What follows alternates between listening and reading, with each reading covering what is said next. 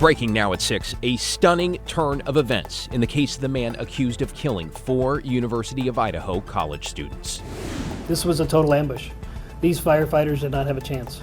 A shocking crime, what we've learned about the man accused of killing 2 Idaho firefighters. Then summer scorcher, when we'll finally cool off from a weather impact alert as valley temperatures soar into the 90s. And call it a tale of 2 concerts. The show was amazing. It was a disaster. Why getting into Providence Park left some fans feeling the blues.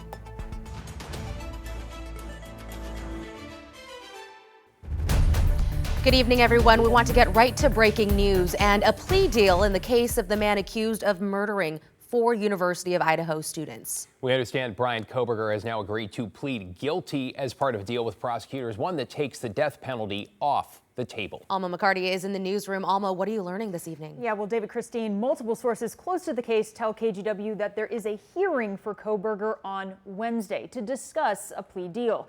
The families of the victims received 2 letters, the first laying out the terms of the plea deal and the second saying that Cobberger accepted it.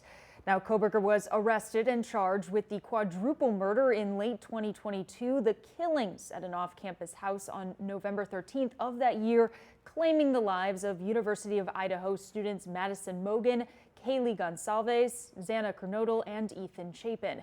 As part of the plea deal, sources tell KGW he must plead guilty on all 4 murder counts and he must waive his rights to appeal. The plea for life without parole takes the death penalty, as you said, off of the table, something victims' families have already expressed anger with. The Gonsalves family writing on social media that they are beyond furious with the state of Idaho, calling this very unexpected. Cobberger's trial was expected to start on August 11th in Boise after a judge declined his lawyer's request for a delay last week. During all of the hearings since his arrest, Cobberger has stayed silent.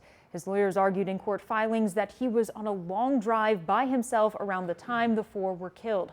We'll be sure to update you as we learn more, and we will have a team in the courtroom on Wednesday when the plea deal is finalized. For now, back to you. And more to come on this breaking story. Appreciate the update, Alma. We'll continue, of course, to cover these breaking developments in the trial. And as we get more information, you can look for all of that on air, online, and on KGW+. You can also find our previous coverage of the killings and Cobberger's arrest on our website, kgw.com. All right, we have more breaking news locally right now. Fire crews are fighting a brush fire near Hillsboro. This is a live look at the plume of smoke in the distance there from our sky camera at the Reserve Golf Course in Aloha. So this fire is burning about 2 miles west of there on Southwest Minter Bridge Road. It's grown to about 4 acres at this point, and it is not threatening any buildings. We'll keep an eye on this and keep you updated as crews work to put it out quickly. Well, all this, of course, happening on a very hot day. We're under a weather impact alert with temperatures soaring into the mid-90s. Chief Meteorologist Matt Safino joining us now. First, what are the fire crews out there in Hillsboro facing as far as wind goes? Yeah, Christine, let's take a look again at our sky cam out at the Reserve Golf Course. And you can see the smoke still out here, but it's not producing nearly as much smoke as it was about 20-30 minutes ago. I've been watching this for about 45 minutes. And again, it's really dropped off a lot. So that tells me the crews are doing the excellent work that they typically do. But the winds are gusting, only 9 miles an hour right now, but we've been getting gusts of about 18 to 20 miles an hour. And you can see the camera shaking around a bit. Still 92 degrees, 30% humidity. Hopefully they'll be able to nip that one in the bud and keep it from becoming an issue, right? We hit 94 in Portland today, but a 97 in Hood River, 97 down in McMinnville. So the weather impact alert will continue until 8 o'clock tonight. After that, we'll show you why we're going to drop it at that time, but it remains uncomfortably hot. So you want to stay cool, however you do that. And if you have friends, neighbors, relatives who are elderly and they don't get around a whole lot, make sure they're doing okay, especially if they don't have AC. Okay, so here's the hour-by-hour forecast. And by 9 o'clock, we're down to about 82. So we're going to let the weather impact alert expire about 8 o'clock, because after that, temperatures will be a lot more comfortable. And then after tonight and tomorrow, gets a whole lot more comfortable. I'm watching thunderstorms in southern Oregon. They are beginning to build north a bit, so keep an eye on the radar situation. Meanwhile, out of the coast, low clouds there, only 58. Winds gusting at 33, 38 miles an hour at Lincoln City, but that cooler air is headed our way. So again, that'll put an end to the hot conditions after today. We're still in the upper 80s tomorrow, but a whole lot more comfortable than the mid 90s. and then clear through the holiday weekend. It's really a great forecast for the 4th of July, guys. Hey, relief in sight. That's great news. Thanks, Matt. Meanwhile, first responders are reminding folks headed to cool off to make sure they are fully prepared for conditions after 2 people died, one in the Columbia, the other on a trail in Skamania County over the weekend. Libby Dowsett is live at Viento State Park on the Oregon side of the gorge. Libby, what do we know? Well, they're not releasing many details, but they say a 40-year-old woman fell off her paddleboard and disappeared into the water here behind me on Saturday morning. They say dive teams found her in about 15 feet of water, about 150 meters offshore.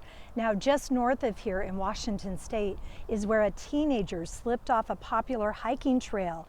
The Skamania County Sheriff's Office said the 17-year-old Happy Valley teen fell 30 feet at Falls Creek Falls, north of Carson, Friday afternoon. Crews found her in a creek below and pulled her out, but she died at the hospital.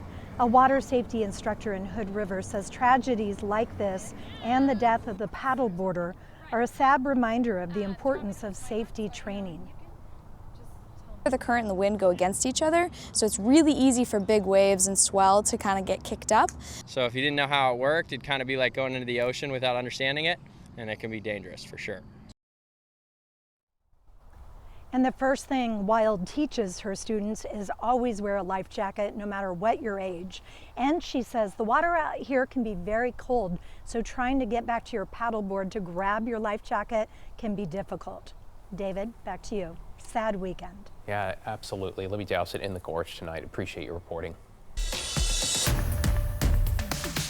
In tonight's other headlines, a 20-year-old man is accused of ambushing and killing firefighters near Coeur d'Alene, Idaho.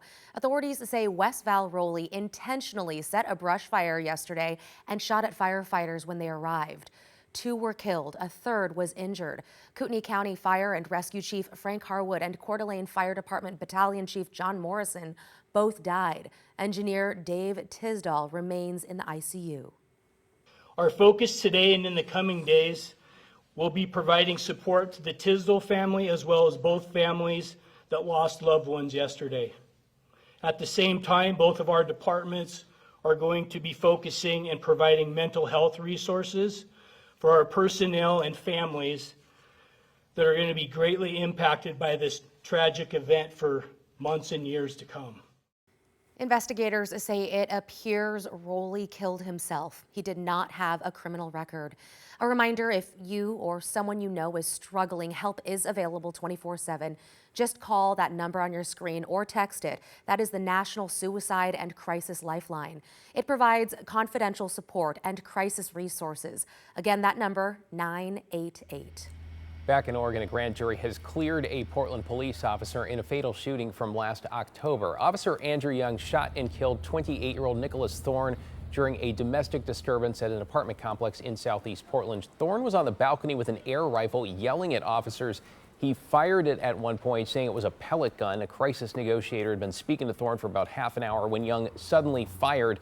The grand jury found Officer Young's conduct was not criminal, but the full transcript for the case has not yet been released. So questions remain about why Young fired and if he knew that gun was an air rifle.